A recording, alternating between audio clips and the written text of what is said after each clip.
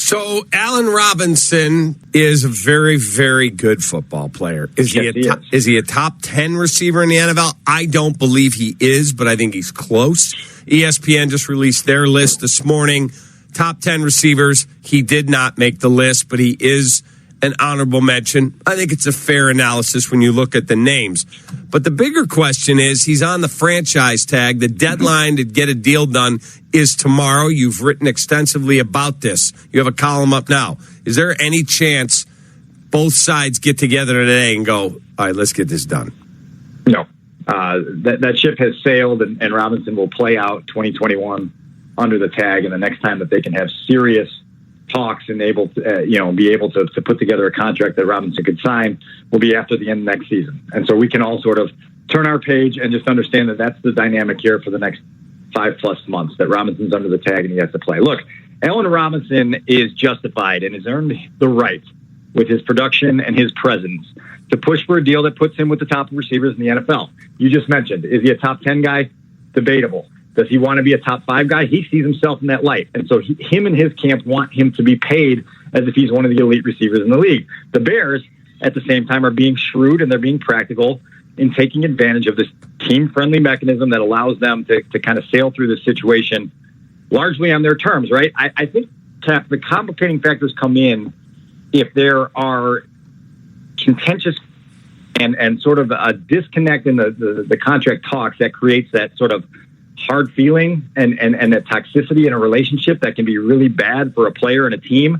But I think fortunately for the Bears and somewhat unfortunately for Allen Robinson, Allen's the type of dude who is wired in a way where if he's mistreated or undervalued by his employer, he's just going to dig deeper, right? And give them even more to prove who he is as a player and as a person. And sometimes that's a great quality to have, but it can also work against you because it doesn't make your employer value you the way you want them to value you. And so this situation is still a little bit volatile. It's less volatile because of who Allen Robinson is, and we can see what he can do this next year to earn the contract, whether it's with the Bears or someone else, that he feels he deserves. But that conversation on where he belongs in the NFL's pecking order is one that is absolutely central to whatever negotiations he has with the Bears or other teams. Okay, Dan, so the piece was written by Jeremy Fowler on ESPN.com. We want to get your opinion of this.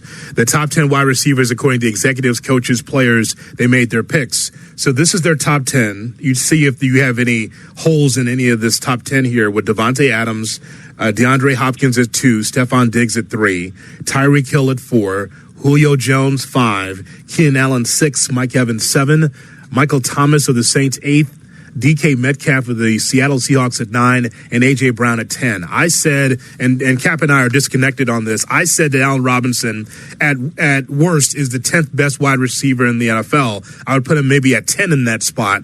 Is he worse or better than that 10?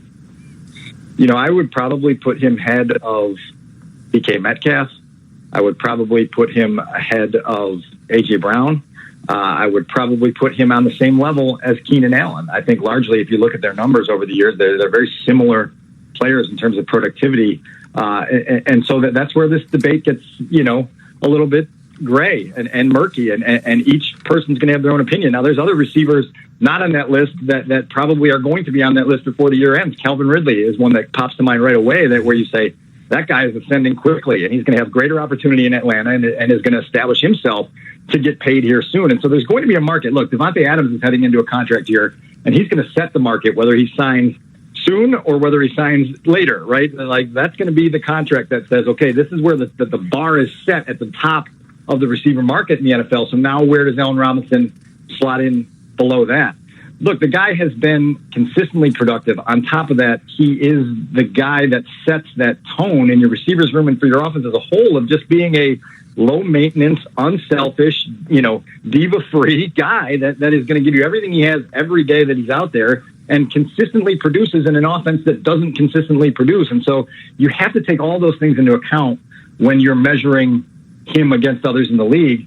And so this is again, I wrote it this week that he may not have exactly what he wants, but he has a golden opportunity in 2021, particularly with two quarterbacks that should help him this season with the Bears to produce again and let the rest of the league know that, hey, I've been the same guy for a while. I'm only getting better. I don't turn 28 until August, and so let's go. Let's get paid, and let's have 5-6 more years of high level productivity. Yeah, I mean, we're splitting hairs here because I don't have him in the top 10, and I certainly don't have him ahead of DK Metcalf or AJ Brown. Why not? Well, first of all, Allen's how old? 28. He'll turn 28 next month. Yeah. Okay, DK Metcalf is 5 years younger. He got the 5th most total votes from NFL executives. His 9.9 yards per target, one of the best in the NFL. He wins every 50-50 ball. He outruns you or just overpowers you, an AFC offensive coordinator or defensive coordinator said. And he's one of 4 NFL receivers with at least 2,200 yards and 17 receiving touchdowns in his first 2 years in the NFL. The others, Randy Moss, A.J. Green, and Odell Beckham. I just think he's a better football player. Do you think Allen Robinson's numbers would be better if he was playing with Russell Wilson the last 3 years? No question. I'm just talking about looking at the 2 players. If you said I could have one or the other, this isn't a shot at Allen Robinson.